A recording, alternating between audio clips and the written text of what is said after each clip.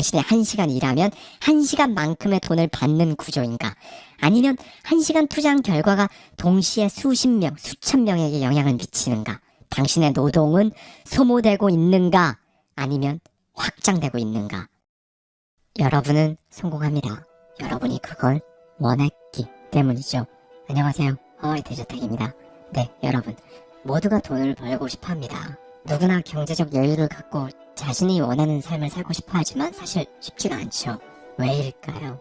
세상이 너무 빠르게 그리고 너무 불확실하게 움직이고 있기 때문입니다. 이 변화들이 이제 여러분의 계획을 막 흔들고 불안하게 만들고 예측 불가능하게 만든다는 거예요. 그리고 이 불안은 돈이 없는 사람들만의 문제가 아닙니다. 놀랍게도 돈이 많은 사람들도 똑같이 불안해합니다. 결국 이 불안에서 자유롭기 위해선 돈을 막 따라가는 게 아니라 설계를 해야 한다는 건데요. 그래서 오늘은요, 월가의 자수성가 아이콘으로 떠오른 폴 포돌스키의 부의 전략 수업, 이 책 속에 담겨있는 인사이트를 가져와서요, 저자의 시선에 저의 생각까지 더해서 여러분과 함께 생각해보고 싶은 부분들을 말씀드리도록 하겠습니다. 사람들은 흔히 말한다. 돈보다 중요한 건 많다. 물론 맞는 말이다. 인생에는 사랑, 건강, 관계, 명예처럼 돈보다 우선하는 가치들이 분명 존재한다. 하지만 돈이 중요하지 않다고 착각에 빠지는 순간부터 인생은 조금씩 불편해지기 시작한다. 돈은 단순한 종이 조각이 아니다. 오늘을 생존하게 하고 내일을 선택하게 하며 위기의 순간 생명을 살리는 수단이 되기도 한다. 이렇게 우리는 모두 그 누구도 예외 없이 돈이라는 시스템 안에 살아가고 있다. 그러나 돈은 불안과 걱정, 비교와 수치심을 몰고 온다. 그래서 사람들은 자신의 통장 잔고를 감춘다. 돈은 너무도 강력한 감정적 트리거이기 때문이다. 돈이 없으면 스스로가 실패자처럼 생각되고 돈이 많으면 남들이 욕할까봐, 부탁을 해올까봐 불안해한다. 심지어 돈이 많은 사람들조차 더 많은 돈을 가진 사람들 앞에서는 자기가 가난하다고 느낀다. 결국 돈은 단순한 숫자의 문제가 아니라 인식의 문제라는 것이다. 하지만 놀라울 정도로 많은 사람들은 돈의 작동 원리를 알지 못한다. 돈이 많든 적든 어떻게 써야 하는지, 어떻게 불려야 하는지를 배운 적이 없다. 사실 돈 공부는 복잡하지 않다. 고등학교 수준의 수학만 알아도 충분히 시작할 수 있다. 그러나 아무도 가르쳐주지 않는다. 학교도, 부모도, 사회도 현실적으로 돈을 다루는 법에 대해서는 자세히 이야기하지 않는다. 그 결과 사람들은 감정적으로 돈을 대하게 된다. 불안해서 소비하고 두려워서 저축하며 욕망에 휘둘려 투자한다. 결국 이 감정이 돈을 조종하고 감정이 삶을 망가뜨리는 악순환이 반복된다. 그렇기 때문에 돈 공부는 선택이 아닌 생존을 위한 필수다. 자유, 안정, 여유, 자존감도 돈을 아느냐 모르느냐에 따라 잔인할 만큼 갈린다. 돈을 제대로 이해하는 사람만이 이 시스템의 규칙을 이용해 현실을 바꿀 수 있다. 모르면 끌려다니고 알면 주도권을 갖게 된다는 것이다. 나는 돈에 대해 인생의 다양한 순간마다 조금씩 부딪히며 배워야만 했다. 브루클린의 싸구려 아파트 근처 쓰레기 더미 사이를 누비는 쥐떼를 피해 걷던 시절, 나는 금융 전문지의 막내 기자로 일하고 있었다. 매일 면화 시장에 대한 기사를 작성하며 돈이란 무엇인가에 대해 어렴풋이 감을 잡기 시작했다. 그러던 어느 날이었다. 면직물 거래소의 베테랑 트레이더 토니와 통화를 하게 되었다. 입찰가 상승, 날씨 영향. 그는 짧게 말하고 전화를 끊어버렸다. 처음엔 그가 도대체 무슨 말을 하는지 전혀 이해하지 못했다. 하지만 곧 깨달았다. 면화 작물은 날씨에 극도로 민감하다. 토네이도, 폭풍, 가뭄 같은 악천후가 예고되면 수확량이 줄어들 가능성이 커지고 공급이 줄어들면 가격은 오른다. 정말 단순한 경제 논리다. 그러나 실전에서 깨닫기 전까지는 와닿지 않는 이론이었다. 그렇다. 돈은 감정에도 반응하지만 결국 확률과 시스템으로 움직인다. 은행은 거대한 대리석 기둥, 그리고 철문으로 안정성에 대한 환상을 만들어준다. 금융 전문가들은 말쑥한 정장과 단정한 넥타이로 신뢰를 말한다. 하지만 그들조차 불확실한 미래는 전혀 예측할 수 없다. 그들이 가진 건 오직 확률에 대한 감각뿐이다. 그리고 시스템은 그 확률을 아는 사람만이 살아남을 수 있는 게임판인 것이다. 무엇보다 세상은 복잡하고 혼란스럽다. 그래서 시스템의 작동 원리를 반드시 이해해야 한다. 그렇지 않으면 매번 뒤늦게 당하고 무너지고 후회하게 되기 때문이다. 스키를 탄다고 한번 생각해보자. 눈사태는 갑자기 이유 없이 터지는 게 아니다. 겉보기엔 평온해 보여도 그 아래엔 이미 수많은 원인이 쌓여있다. 그 원인 중 일부는 구조적인 것일 수도 있고 또 일부는 인간의 심리, 실수와 관련된 것일 수도 있다.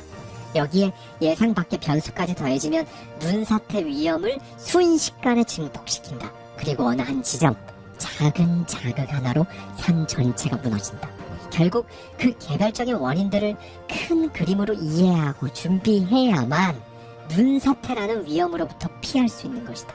나는 대학원에서 경제학을 전공했다. 이자율과 환율, 온갖 숫자와 공식들을 줄줄 배웠다. 그런데도 도대체 이 돈이라는 시스템이 어떻게 상호작용하며 흘러가는지, 진짜 돈의 세계가 어떤 원리로 돌아가는지를 제대로 알지 못했다. 또 당시 나의 업무는 주식시장과 직접 관련이 없었기 때문에 굳이 공부할 필요도 없다고 생각했다. 결국 그 무지가 나를 더 취약하게 만들었다. 이건 나만의 문제가 아니다. 한 번은 연준 연방준비제도 이사를 인터뷰한 적이 있었다. 그는 인플레이션이나 통화정책에 대해서는 완벽하게 설명했지만 장기 금리나 주식에 대해 질문하자 대답은 모호해졌고 목소리에는 확신이 없었다. 시스템을 운영하는 사람조차 시스템 전체를 모르고 있었던 것이다. 이것이 바로 현실이다. 부분적으로 아는 것은 모르는 것보다 더 위험하다. 잘못된 정보, 편향된 관점, 좁은 시야는 당신을 잘못된 방향으로 몰고 갈 수 있다. 그래서 필요한 것이 바로 사고의 틀, 즉 프레임워크다. 돈과 관련된 문제는 엄청나게 복잡해 보이지만 사실 대부분은 몇 가지 프레임워크만으로 구조화할 수 있고 단순화할 수 있다. 그중 가장 기본이 되는 개념이 바로 인플레이션이다. 이 인플레이션은 단순히 물가가 오른다는 뜻이 아니다. 인플레이션을 제대로 이해하려면 가격이 어떻게 형성되는지, 공급과 수요를 움직이는 진짜 힘이 무엇인지 알아야 한다. 먼저 인플레이션은 다음과 같은 공식으로 나타낼 수 있다. 인플레이션의 구성은 기름값 25%, 주거비 25%, 임금 50%. 각 요소는 각기 다른 이유로 움직인다. 기름값은 중동의 분쟁으로도 요동친다. 주거비는 해당 지역 집 공급과 수요의 미세한 균형에 따라 출렁이고, 임금은 노동시장과 고용률에 의해 좌우된다. 이걸 모르면 당신은 인플레이션의 파도에 막 휩쓸리게 된다. 수십 년간 모은 돈이 순식간에 종이장처럼 날아갈 수도 있다. 인플레이션은 책 속 이론이 아니라 현실이다. 실제로 우리는 팬데믹 이후 물가가 가파르게 오르고 생활비가 눈에 띄게 늘어나는 걸 경험했고, 지금 이 순간에도 그 영향권 안에 있다. 장바구니 물가, 전기요금, 외식비까지 오르지 않은 게 없다. 그게 바로 인플레이션이다. 다행인 건 이 인플레이션이라는 거대한 파도에 무력하게 휩쓸릴 필요는 없다는 사실이다. 당신의 자산을 지키고 위험을 분산시킬 수 있는 방법은 분명 존재한다. 그중 대표적인 것이 바로 정부에서 발행하는 물가 연동 채권이다. 물가 연동 채권은 인플레이션이 오를수록 원금과 이자도 함께 연동되어 상승한다. 즉, 물가가 오를수록 당신의 돈도 방어력을 갖게 되는 현실적인 자산 보호 도구인 것이다. 하지만 중요한 건 이 물가 연동 채권 그 자체가 아니라 당신이 지금 인플레이션 자체에 대해 준비하고 있는가이다. 이해하고 대비하면 피해를 줄일 수 있다. 그러나 무지와 무관심은 결국 가장 큰 손실을 만든다. 결국 중요한 질문은 바로 이것이다. 지금 당신은 준비하고 있는가? 아니면 여전히 무방비 상태로 서 있는가? 일이라는 건 무엇일까? 일이라는 건 결국 자유와 돈을 교환하는 것이다. 이 교환은 단순해 보이지만 결코 가볍지 않다. 그렇다면 어떤 교환이 괜찮은 거래일까? 일이 단순히 생계 수단을 넘어 의미, 즐거움까지 줄 수 있는 것일까? 나는 자전거 배달원으로 일할 당시 동료 배달원들과 무전기로 대화를 주고받으며 생각지도 못한 즐거움을 얻곤 했다. 기자 생활을 할 때는 형편없는 월급에도 불구하고 미하일 고르바초프, 빌 클린턴, 토니 블레어 같은 인물들과 같은 공간에 있다는 사실이 짜릿하게 다가왔다. 또 신문에 내 이름이 실릴 때면 조금은 민망했지만 뿌듯함을 느끼기도 했다. 나는 살면서 목수, 청소부, 바텐더, 교사, 등산 가이드, 은행원, 투자자까지 다양한 직업을 경험했다. 그리고 한 가지 중요한 진실을 깨달았다. 대학원까지 나와도 박사학위를 따도 돈 못 벌 수 있다. 열심히 일한다고 돈을 많이 버는 건 아니다. 돈을 벌기 위해선 이 4가지 질문에 솔직하게 답할 수 있어야 한다. 1. 나에게 필요한 돈은 얼마인가? 2. 나는 어떤 가치를 제공할 수 있는가? 3. 어떤 일로 더 많은 돈을 벌 수 있는가? 4. 직업과 급여는 시간이 지나면 어떻게 변화하는가? 먼저 당신의 삶을 유지하는데 정확히 얼마가 필요한지부터 계산해야 한다. 이 질문에 답하지 못한다면 아무리 많은 돈을 벌어도 결국은 모자라다는 느낌에서 평생 벗어날 수가 없다. 정확한 숫자, 구체적인 계산이 필요하다. 그래서 나는 수십 년간 가계부를 작성했다. 사실 귀찮고 반복적인 작업이었다. 하지만 다이어트를 위해 운동과 식단이 필요한 것처럼 돈을 지키기 위해서도 훈련이 필요하다. 나는 매달 지출 항목을 기록하고 평균을 냈다. 그리고 줄일 수 있는 것부터 줄였다. 그렇다면 당신의 고정 지출은 얼마인가? 도대체 한 달에 얼마가 새어나가고 있는가? 이렇게 지출 파악이 끝났다면 현재 저축액은 얼마인지, 퇴직연금, 성과급 같은 장기 자산은 얼마인지, 내가 지금 살고 있는 집의 시세는 얼마인지, 갚아야 할 빚은 얼마나 남아있는지 자산과 부채를 들여다볼 차례다. 무엇보다 충분한 저축액은 당신 삶의 에어백이다. 불황이 닥쳐도 갑작스러운 실직이나 사고가 발생해도 당신을 보호해주는 안전망이 된다. 그리고 일정 시점이 지나면 저축액은 더 이상 방어가 아니라 공격 수단이 된다. 이자와 배당 수익이 당신을 보호하고 당신이 잠든 사이에도 돈이 당신을 위해 일하기 시작한다. 두 사람이 있다. 한 사람은 신용카드 이자를 갚느라 허덕인다. 카드 결제액이 공포처럼 다가오고 마이너스 통장을 이리저리 돌려막는다. 또 다른 사람은 그 카드 회사의 주식을 보유해 배당을 받는다. 같은 시스템 안에서 한쪽은 이자를 내고 한쪽은 그 이자를 배당으로 받는 것이다. 두 사람의 차이는 명확하다. 돈을 쓰는 사람이 될 것인가? 돈이 들어오는 구조를 만드는 사람이 될 것인가? 처음엔 누구나 적은 돈으로 시작한다. 첫 직장에서 고액의 연봉을 받는 경우는 드물다. 그렇기 때문에 어느 수준에 이르기 전까지 저축과 절약은 선택이 아니라 필수다. 경제적 자유는 갑자기 확 찾아오지 않는다. 조용히 조금씩 전략적으로 쌓아가는 과정 끝에 찾아온다. 두 번째 질문. 당신은 세상에 무엇을 제공할 수 있는가? 이 질문이 조금 거창하게 들릴지도 모른다. 그러나 쉽게 말하자면 당신은 돈을 벌 수 있는가? 아니면 돈을 벌 수 없는가? 만약 벌 수 없다면 그 이유는 무엇인가? 이걸 다루는 본질적인 질문이다. 나는 지금 사람들이 세상의 흐름과 투자 전략을 이해하도록 돕는 일로 돈을 번다. 하지만 이 일이 돈이 된다는 걸 깨닫기까지는 꽤 오랜 시간이 걸렸다. 내가 좋아하고 잘하는 일을 해왔다고 생각했는데 그 일이 이렇게 가치를 만들기까지는 많은 시간과 시행착오 그리고 방향 설정이 필요했다. 사실 내가 걸어온 길은 한 가지 전공이나 직업으로 명확하게 정리되지 않는다. 역사, 저널리즘, 외국어, 문화, 경제, 시장 분석 이 모든 경력과 경험들이 따로 노는 것 같았지만 그걸 섞고 버무리고 연결하면서 결국 나만의 전문성이 만들어졌다. 그리고 내가 가진 전문성에 사람들이 기꺼이 돈을 낸다는 사실도 알게 되었다. 중요한 건 바로 이 질문이다. 당신이 가지고 싶어하는 것을 시장은 사고 싶어 하는가? 다시 말해 당신이 가진 능력과 경험이 누군가의 문제를 해결하거나 욕망을 충족시켜 줄 수 있는가?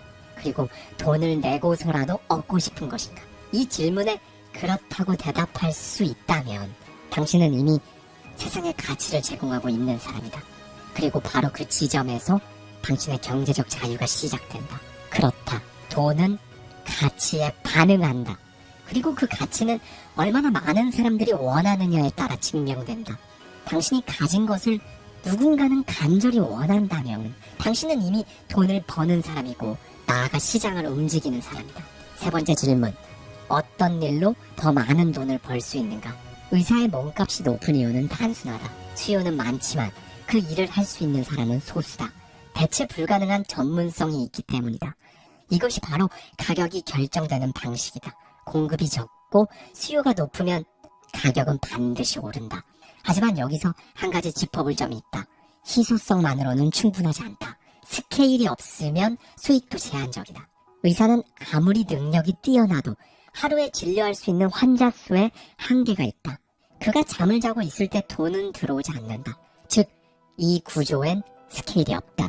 매출이 비용을 압도적으로 초과하는 구조, 그것이 스케일의 본질이다. 예를 들어보자. 항공사는 전 세계로 오가며 엄청난 매출을 올린다. 하지만 그만큼 비용도 막대하다.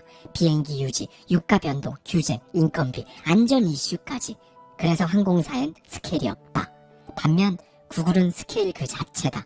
구글은 비행기를 띄우지도 않고 공장을 돌리지도 않는다. 오직 코드만으로 전 세계에 서비스를 제공한다. 인건비는 들지만 나머지는 전부 확장이 가능하다. 이것이 바로 한 번 만든 걸 무한히 팔 수 있는 구조. 스케일의 진짜 위력이다. 그래서 구글 창업자들은 억만장자 클럽의 상징이 되었다. 그렇다면 당신이 지금 하고 있는 일은 스케일을 갖고 있는가? 당신이 1시간 일하면 1시간만큼의 돈을 받는 구조인가? 아니면 1시간 투자한 결과가 동시에 수십 명, 수천 명에게 영향을 미치는가? 당신의 노동은 소모되고 있는가? 아니면 확장되고 있는가? 이 질문에 답하는 순간 당신의 수익 구조는 달라진다. 더 많은 돈을 벌고 싶다면 더 많은 시간을 쏟아서 일하는 것만으로는 부족하다. 더 많은 사람에게 더 넓은 방식으로 영향을 주는 구조. 그것이 바로 스케일이 있는 일이다. 마지막 질문. 당신의 직업과 급여는 시간이 지나면서 어떻게 변화하는가? 소득을 제대로 이해하려면 지금 얼마를 벌고 있느냐보다 앞으로 계속 벌 수 있느냐를 봐야 한다. 이걸 알기 위해선 이 질문이 반드시 필요하다. 변화에 얼마나 빠르게 적응할 수 있는가? 위기와 변화는 늘 있었다. 닷컴 버블, 2008년 금융위기, 코로나19 팬데믹 같은 거대한 변화는 누군가에겐 위기였고 또 다른 누군가에겐 엄청난 기회였다. 그리고 위기를 기회로 만들어 돈을 버는 사람은 변화가 오기 전부터 준비한 사람들이다. 나는 수많은 조직에서 일했다. 그리고 그 조직들은 대부분 시간이 지나면서 인수되거나 사라졌다. 워싱턴 포스트는 제프 베이조스가 인수했고 AP 다우존스 유스는 역사 속으로 사라졌으며 뱅크 보스턴은 플리트해. 그건 또 뱅크 오브 아메리카에 흡수됐다. 그리고 그 인수를 지휘했던 CEO조차 결국 해고됐다. 그럼에도 불구하고 나의 소득은 줄지 않았다. 오히려 계속 늘어났다. 왜일까? 나는 내가 서 있는 빙산이 녹고 있다는 걸 남들보다 먼저 알아챘기 때문이다. 그리고 망설이지 않았다. 다음 빙산으로 재빨리 움직였다. 이것이 바로 변화에 적응하는 방식이다. 당신 역시 변화의 중심에 서 있다. 예전엔 레코드 가게에서 음반을 샀지만 지금은 알고리즘이 음악 취향을 추천해준다. 마트 계산대 직원은 사라지고 셀프 계산 기계가 그 자리를 대신한다. 그리고 이미 AI가 수많은 직업을 대체하고 있다. 이 모든 변화는 조용히 그러나 명확하게 당신의 미래를 재편하고 있다. 중요한 건 이미 많은 사람들이 알고 있는 변화는 기회가 아니라는 점이다. 세상에 널리 알려진 변화는 그저 현실일 뿐이다. 시장은 언제나 먼저 감지한 소수의 사람에게 기회를 주고 뒤늦게 알아챈 다수의 사람에겐 값비싼 대가를 남긴다. 앞으로의 세상 역시 변화에 먼저 반응하는 사람이 돈을 벌고 권력을 갖고 결국 살아남을 것이다. 지금까지 당신이 해본 일이 앞으로도 계속 존재하리라는 보장은 없다. 지금의 안정은 변화가 미쳐 닿지 않는 착각 속의 평온일 수 있다. 무엇보다 세상은 당신을 기다려주지 않는다. 흐름을 읽고 먼저 움직이는 사람만이 다음 기회를 선점한다. 그렇다. 변화는 위협이 아니라 기회의 신호다. 위협처럼 보이지만 그 신호를 읽을 줄 안다면 그건 당신의 삶을 완전히 바꿀 가장 확실한 기회가 된다. 회사를 다니던 시절 내 머릿속은 하루도 조용할 날이 없었다. 눈을 뜨자마자 스치는 생각은 이랬다. 오늘은 또 상사가 어떤 눈치를 줄까? 회의에서 어떤 말을 해야 살아남을 수 있지? 나는 매일 자아를 꺾고 표정을 관리하며 스스로를 숨겨야 했다. 조직은 그걸 프로페셔널이라 불렀지만 나는 그것이 나 자신을 파괴하는 일이라는 걸 알았다. 그렇게 나는 무너져가고 있었다. 건강은 망가졌고 삶은 텅 비어갔다. 그러던 어느 날 새벽 운동을 하던 중 어디선가 낯익은 목소리가 들렸다. 어린 시절 한여름 수영장에서 들었던 어머니의 목소리였다. 행복하니? 이미 세상을 떠난 지 20년이 지난 어머니의 음성이 믿을 수 없을 만큼 또렷하게 들렸다. 나는 대답하지 못했다.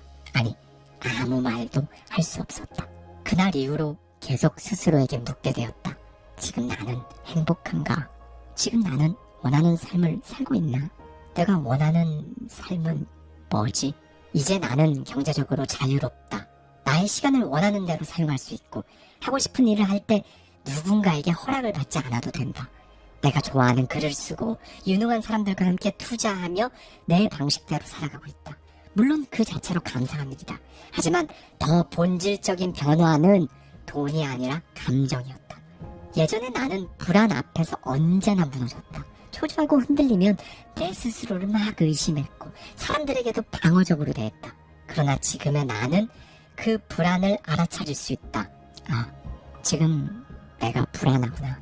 사람들은 돈을 벌기 위해 감정을 억누르고 생존을 위해 생각을 무시한 채 살아간다.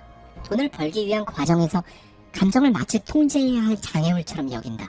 하지만 감정은 억눌러야 할 것이 아니라 들여다봐야 할 시그널이다.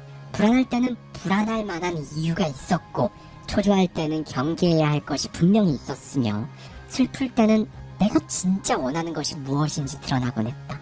감정을 부정하는 삶은 결국 자기 자신을 포기하는 삶이었다. 나는 이제 감정을 숨기지 않는다.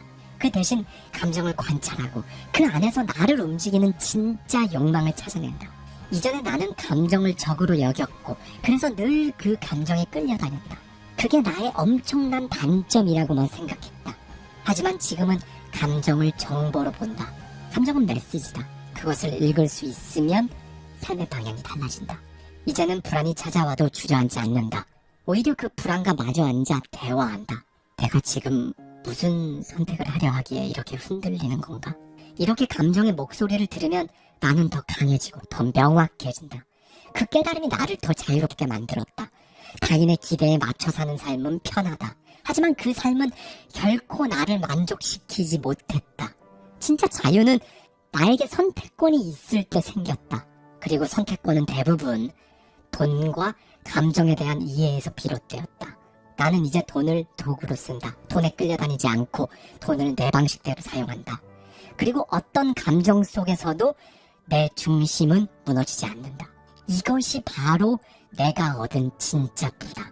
이것이 바로 내 삶을 내가 소유하는 방식이다. 사람들은 하루라도 빨리 일을 그만두고 싶다고 말한다. 그 마음을 이해한다. 착취당하는 노동에 지쳐있기 때문이다.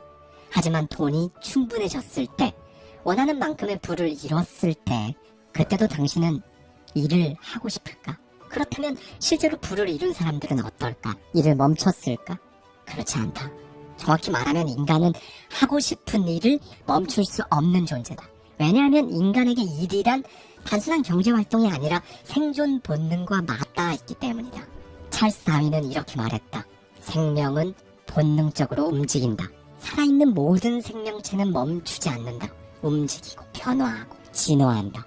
돈도 마찬가지다. 돈이 필요한 이유는 생존 때문이기도 하지만 더 근원적으로는 흐름을 유지하기 위해서다. 자금의 흐름이 멈추면 삶의 에너지마저 정체된다. 그래서 사람들은 돈을 벌기 위한 일을 하다가 돈을 어느 정도 벌고 나면 살아있다는 감각을 유지하기 위한 일을 찾는다. 90대 기업가들이 여전히 회의에 참석하고 수십억 자산가들이 새로운 프로젝트를 구상하는 이유가 여기에 있다. 돈이 더 필요해서가 아니다. 살아있다는 그 느낌을 포기할 수 없기 때문이다. 나 역시 마찬가지다. 경제적 여유가 생긴 이후로도 나는 여전히 열심히 일한다. 그러나 생존을 위한 일은 하지 않는다. 이제 나에게 일이란 의미와 연결되는 행위이기 때문이다. 그렇다. 나는 지금 돈을 위해서가 아니라 살아있음을 느끼기 위해 일한다. 이제 나에게 일이란 돈을 버는 수단이 아니라 삶을 살아내는 방식인 것이다. 나는 나로서 일하고 나로서 살아간다. 이제 당신에게 묻고 싶다. 당신이 살아있다고 느끼는 순간은 언제인가? 당신은 어떤 일에 살아있음을 느끼는가? 그 일이 꼭 화려할 필요는 없다. 핵심은 누구의 기대도 아닌 바로 당신의 의지로 움직여야 한다는 것이다. 자유는 자기 선택에서 나온다. 그리고 그 선택의 연속이 바로 당신의 삶이다. 바로 당신의 인생이다. 그렇다. 당신이 어떤 이야기를 믿느냐가 당신의 현실을 결정한다. 이건 단순한 비유가 아니라 사실이다. 그렇다면 당신은 지금 어떤 이야기 속에 살고 있는가? 여러분은 성공합니다.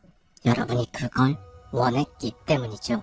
안녕하세요. 하와이 대저택입니다. 우리는 흔히 인생을 드라마나 영화로 비유하곤 합니다. 그렇다면 우리 구독자님들의 인생 이야기 지금 어떤 장르라고 생각하시나요? 그리고요, 이건 진부하게 들릴 수도 있겠지만 여러분 인생의 주인공은 다른 누구도 아닌 바로 여러분 자신입니다. 그런데 정말 그렇게 느껴지시나요? 진짜로 내가 내 인생의, 내 이야기의 주인공이다, 이렇게 믿고 계신가요?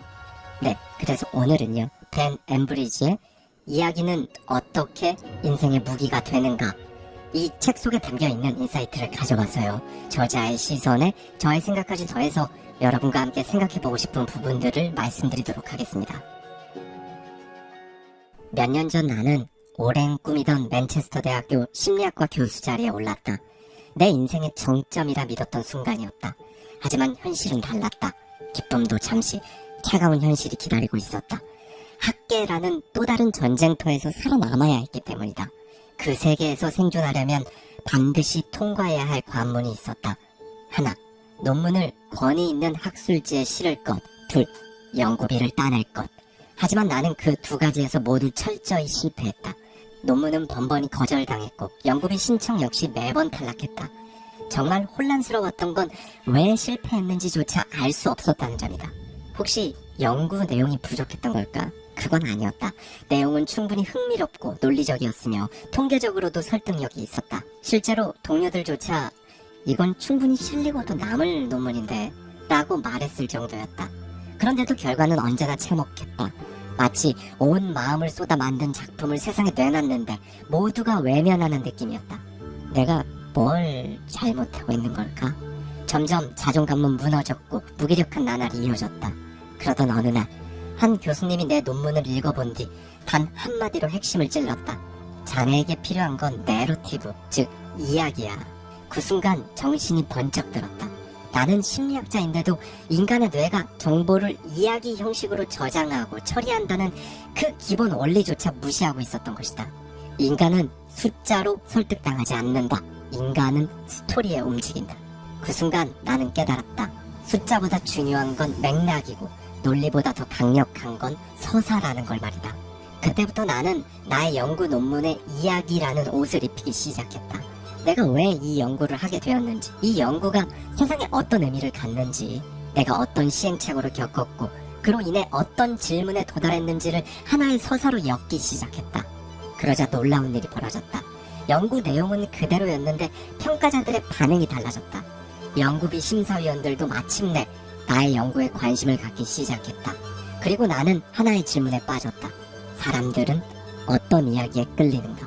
이 질문은 곧 마스터 플롯이라는 개념에 대한 관심으로 이어졌다. 단어가 어렵게 느껴질 수 있지만 쉽게 설명하자면 사람의 본능을 자극하는 이야기의 레시피라고 할 수 있다. 연구를 진행할 때마다 나는 그 프로젝트에 가장 잘 어울리는 플롯을 선택했다. 때론 내가 주인공이 되어 잃어버린 진실을 찾아 떠나는 플롯을 선택할 때도 있었고 거대한 시스템에 맞서 싸우는 플롯을 선택할 때도 있었다. 여기서 중요한 건 이런 플롯들이 단지 영화나 소설 속에만 존재하는 것이 아니라는 점이다. 인간은 누구나 자신이 겪는 인생의 모든 순간을 어떤 플롯에 맞춰 해석한다. 그건 의식적일 수도 있고 무의식적일 수도 있다. 성공은 이야기의 절정으로, 실패는 실현의 국면으로, 새로운 만남은 전환점으로, 이별은 성장통으로, 좌절은 갈등의 클라이막스로, 그리고 도전은 각성으로 재구성된다. 인간은 단지 경험하는 존재가 아니라 그 경험에 의미를 부여하는 존재이기 때문이다. 이런 서사를 통해 인생의 고비를 넘고 과거의 상처를 이해하며 다가올 미래에 방향성을 부여한다. 흥미로운 건 때때로 목표를 이루기 위해 의도적으로 삶의 이야기를 편집할 때도 있다는 것이다. 예를 들어 누군가는 실패의 순간을 나는 늘 안 되는 사람이야 라며 결론을 내리지만 또 다른 누군가는 같은 실패의 과정을 이건 내가 성장하기 위한 통과 의례야 라고 재정의한다. 이렇게 어떤 이야기 구조로 삶을 해석하느냐에 따라 같은 사건도 완전히 다른 현실이 된다. 결국 이야기란 단순히 무슨 일이 있었는지를 나열하는 것이 아니다. 당신의 의식을 새롭게 설계하는 도구이며 삶의 방향을 바꾸는 강력한 메커니즘인 것이다. 당신은 그 이야기 속에서 스스로를 바라보고 세상을 이해하며 다음 행동의 이유를 만들어낸다. 그렇다면 여기서 질문 하나, 앞서 말했던 마스터 플롯이란 정확히 무엇일까? 한마디로 말하자면 사람들에게 통하는 이야기, 사람들에게 먹히는 이야기라고 할 수 있다. 이건 타고난 이야기꾼들만 아는 그런 비밀이 아니다. 누구나 이해할 수 있고 누구나 활용할 수 있는 반복과 구조의 원칙이다. 예를 들어보자. 많은 사람들을 울리고 감동시키는 대표적인 플롯이 있다. 이른바 약자 스토리. 여기에는 몇 가지 핵심 재료가 있다. 초라한 출발, 남들의 조롱과 무시, 뜻밖의 기회, 역전을 거둔 결말. 여기에서 중요한 조건은 단 하나, 바로 순서다. 순서가 막 뒤바뀌면 그 이야기는 힘을 잃고 만다. 한번 생각해보자. 처음부터 대단한 승리를 거둔 주인공이 등장한다면 그건 더 이상 약자 스토리가 아니다. 중간에 시련도 고난도 없이 바로 성공한다면 사람들은 그 이야기에서 아무런 감정적 연결을 경험할 수 없다. 당신의 이야기가 울림을 가지려면 고난, 시도, 전환, 극복이라는 흐름이 반드시 필요하다. 이것이 바로 플롯의 힘이다. 그렇다. 이야기는 인생의 무기가 될 수 있다. 그리고 그 무기는 누구나 손에 넣을 수 있다. 왜냐하면 이건 타고난 재능이 아니라 배울 수 있는 구조이기 때문이다. 당신 역시 당신만의 마스터 플롯을 만들 수 있다. 실패 속에서도 의미 있는 질문을 찾아낼 수 있고 고난 속에서도 성장을 선택할 수 있으며 아무도 주목하지 않는 순간 속에서도 조용히 당신만의 이야기를 써내려갈 수 있다. 그리고 언젠가 당신의 그 이야기가 다른 누군가에게 울림을 주고 세상을 움직이는 진짜 무기가 될 수도 있다. 절대 의심하지 마라. 당신이 누구든 지금 어떤 상황에 있든 당신의 이야기는 세상을 바꿀 수 있다. 인간의 뇌는 그 어떤 복잡한 분석 도구보다 빠르게 타인의 행동을 이야기의 구조로 해석하는 능력을 가지고 있다. 누군가의 말투, 표정, 태도, 감정의 변화까지 인간의 뇌는 무의식 중에 그것들을 하나의 서사로 엮어낸다. 그리고 본능적으로 질문을 던진다. 왜 저 사람은 저렇게 말했을까? 왜 굳이 저런 방식으로 자신을 증명하려고 하지? 왜 하필 저 타이밍에 저런 결정을 내렸을까? 이 질문들은 단순한 궁금증이 아니라 이해하기 위해, 예측하기 위해, 즉 뇌가 불안을 줄이기 위해 이야기의 맥락을 찾고 있는 과정이다. 뿐만 아니라 세상의 흐름도 자신의 인생조차 모두 이야기라는 구조로 해석한다. 그럴 수밖에 없었어. 지금은 준비 단계잖아. 때가 되면 보여줄 거야. 내가 돈을 못 버는 건 환경 때문이야. 이런 말들은 자기 인생에 대한 내러티브, 즉 서사적 해석이다. 문제는 여기서 갈린다. 어떻게 자신의 이야기를 해석하느냐가 그 사람의 인생 전체를 좌우한다는 것이다. 한 남자가 있다. 그는 매일같이 야근을 하며 상사의 부당한 지시에 끌려다니고 있다. 그는 스스로에게 이렇게 말한다. 나는 가족을 위해 참고 일하는 중이야. 지금은 희생을 할 시기야. 언젠가 내 차례가 오겠지. 나중에 분명히 보상받을 거야. 이 사람은 지금 자기 인생을 희생자 서사로 해석하고 있다. 무력감과 인내를 중심으로 짜인 플롯이다. 의도했든 의도하지 않든 그는 고통을 견디면 보상이 온다는 오래된 이야기 구조를 복사해 자신의 삶을 해석하고 있는 것이다. 문제는 그 오래된 서사가 실제 삶에서 결과를 보장해주지 않을 뿐 아니라 참고 견디는 자가 결국 승리한다는 말이 성공의 공식도 아니라는 것이다. 또 다른 사람이 있다. 그는 이렇게 말한다. 지금 이 환경이 내가 원하는 인생과 다른데 내가 직접 나를 꺼내야지. 환경과 남 탓하지 말고 내가 그냥 매일 반복하는 선택부터 바꾸자. 이 사람은 자신의 삶을 영웅의 서사로 재설계하고 있다. 그는 불리한 시작점이나 운이 따라주지 않는 상황, 이런 외부의 조건들을 자신이 넘어야 할 산으로 해석하고 자기 자신을 그 산을 오를 주체자로 설정한다. 똑같이 힘든 환경이고 똑같이 결과가 보이지 않는 시기인데도 이 두 사람의 해석이 완전히 다르다. 왜일까? 서사를 바라보는 시선이 다르기 때문이다. 우리는 매일같이 자신의 현실에 대해 이야기하고 그 이야기 안에 머물며 그 이야기대로 행동한다. 나는 아직 준비가 안 됐어. 라고 말하는 사람은 실제로 어떤 기회가 와도 행동하지 않는다. 나는 다시 시작할 수 있어. 라고 말하는 사람은 실패의 과정을 겪는다 해도 다시 시도하고 결국엔 흐름 자체를 바꾼다. 나는 돈에 대해 잘 몰라. 라고 말하는 사람은 돈 공부를 게을리하는 자기 자신을 위한 변명을 하는 것뿐이다. 반면 세상을 탓하고 그러지 말고 그냥 시장과 돈이 움직이는 법칙을 내가 공부해야겠구나. 라고 말하는 사람은 이미 남들과는 다른 엔딩을 향해 첫 발을 내디딘 것이다. 그렇다. 당신이 어떤 이야기를 믿느냐가 당신의 현실을 결정한다. 이건 단순한 비유가 아니라 사실이다. 이야기는 곧 사고의 틀이 되고 사고는 행동을 만들며 행동은 결국 결과를 만들어낸다. 그렇다면 당신은 지금 어떤 이야기 속에 살고 있는가? 스스로를 희생자로 설정하고 있는가? 아니면 모험을 시작한 탐험가로 바라보고 있는가? 이 질문은 정말 중요하다. 왜냐하면 당신이 무슨 이야기를 쓰고 있든 당신의 뇌는 그 이야기를 현실로 인식하고 그에 걸맞는 감정과 행동을 지금 이 순간에도 만들어내고 있기 때문이다. 사람들은 흔히 이렇게 말한다. 나는 뻔한 이야기, 예측 가능한 이야기 같은 건 재미가 없어. 하지만 정말 그럴까? 신경과학자들은 단언한다. 인간의 뇌는 예측이 맞아 떨어졌을 때 보상 호르몬을 분비한다는 것이다.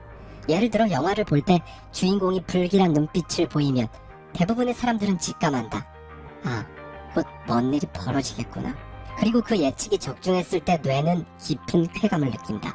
이때 뇌에서 분비되는 화학물질은 맛있는 음식을 먹거나 예상치 못한 상황에서 큰 성공을 거뒀을 때 나오는 보상 시스템과 정확히 똑같다. 하지만 예측이 너무 쉬울 경우엔 어떨까? 뇌는 금방 지루함을 느낀다.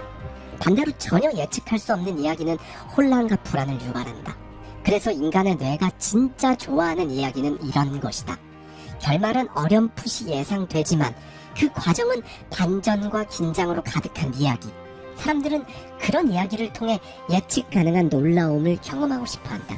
이 원리는 인생에도 그대로 적용된다. 성공, 자기개발, 부의 여정 또한 하나의 이야기이며 인간의 뇌는 그런 서사를 원하고 또 기대한다. 누군가 부자가 되고 싶다고 말한다. 그런데 매일 늦잠을 자고 아무런 계획도 없이 하루하루를 보낸다면 그 사람의 뇌는 이야기의 구조의 부재로 인해 동기와 에너지를 잃게 된다. 뇌가 그 이야기의 주인공에게 힘을 실어주지 않는 것이다. 아무리 부자가 되고 싶다고 말해도 현실을 바꾸기 위한 구체적인 행동이 없다면 뇌는 그 선언을 의미 있는 목표가 아닌 그저 허무맹랑한 공상으로 인식한다.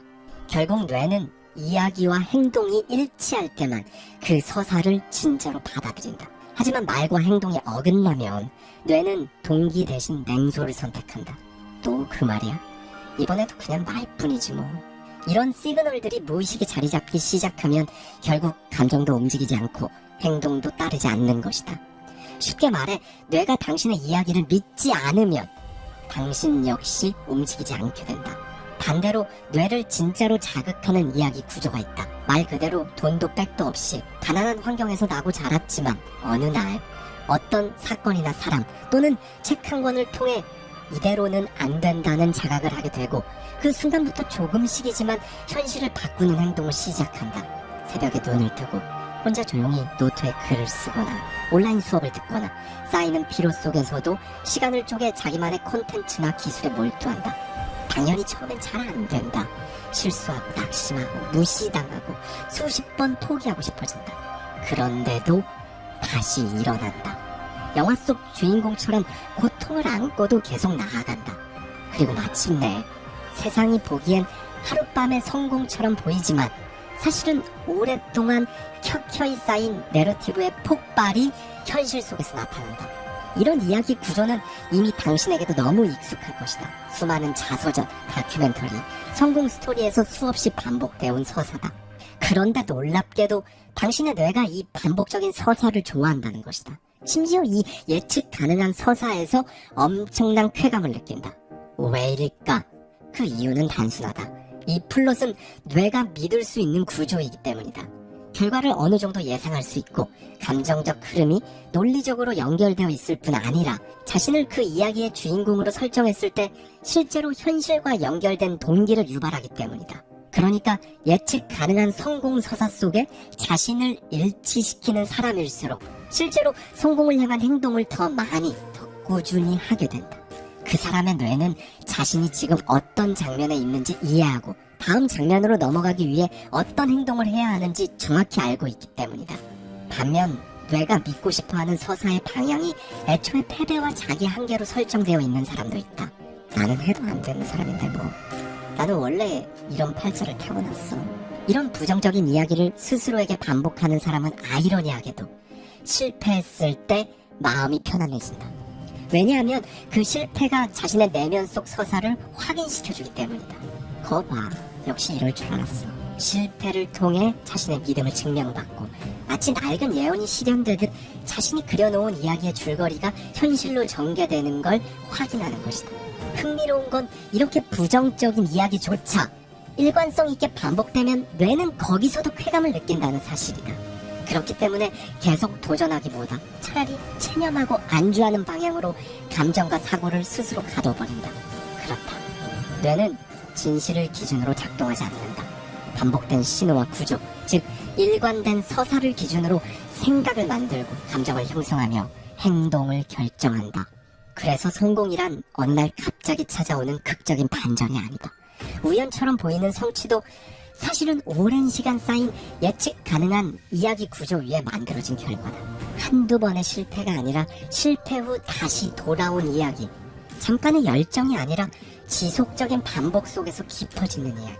그게 바로 변화라는 결말에 도달하는 진짜 성공의 서사 구조다. 그렇다면 당신은 지금 어떤 이야기 속에 살고 있는가? 그리고 그 이야기는 당신을 어디로 이끌고 있는가? 인생은 이야기다.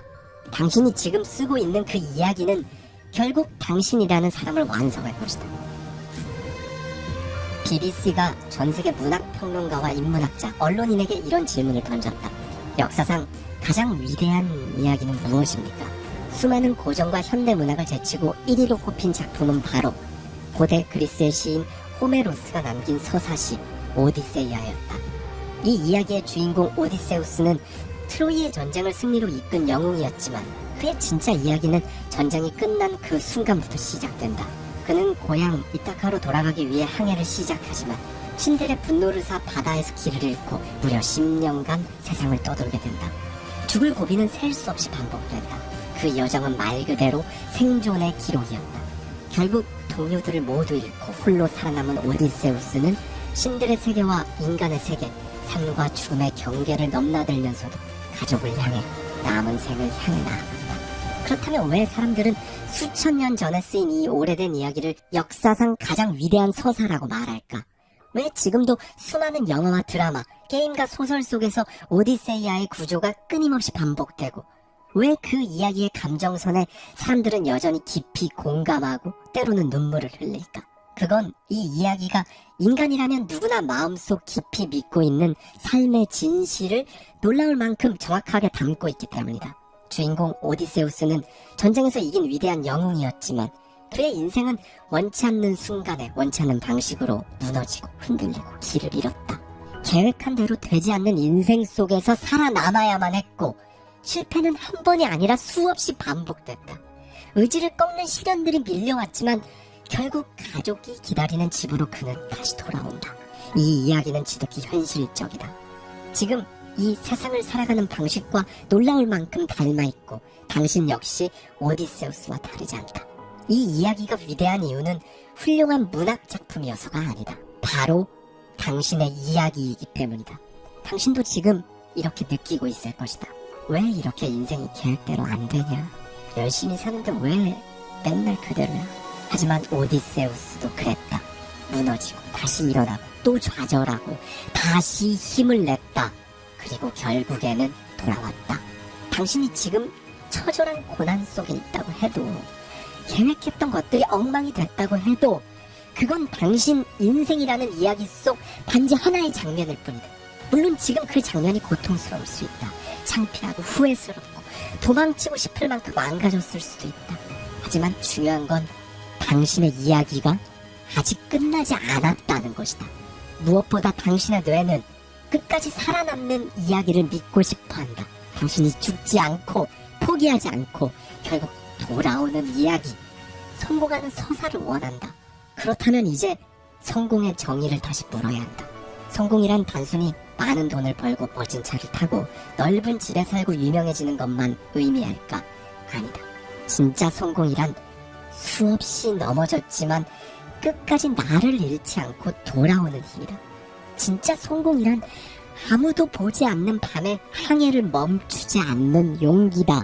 오디세우스처럼 멈추지 않고 계속 나아가면 된다. 넘어졌다면 다시 일어나면 된다. 실패했더라도 귀환을 위해 반드시 필요한 시련이라고 여기면 된다. 그렇다. 가장 위대한 이야기는 가장 처절한 실패의 과정을 지나 가장 단단한 귀환을 이뤄낸다. 지금 당신이 겪고 있는 모든 고난과 역경, 좌절은 앞으로 당신이 써내려갈 가장 멋진 성공서사의 프롤로그일 뿐이다. 그러니 멈추지 마라. 당신이 포기하지 않는 한 당신의 이야기는 끝나지 않고 계속된다. 감사합니다. 지금까지 하와이 대저택이었습니다.